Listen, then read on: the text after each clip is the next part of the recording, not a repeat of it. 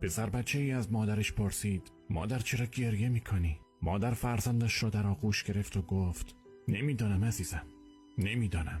پسر نزد پدرش رفت و گفت چرا مامان همیشه گریه میکنه؟ اون چی میخواد؟ پدرش تنها پاسخی که به ذهنش رسید این بود همه زنها گریه میکنند بدون هیچ دلیلی.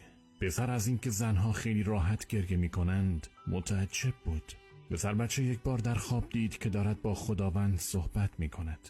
از خدا پرسید خدایا چرا زنها این همه گریه میکنند؟ خداوند جواب داد من زن را به شکل ویژه‌ای آفریدم، به شانه‌های او قدرتی دادم تا بتواند سنگینی زمین را تحمل کند.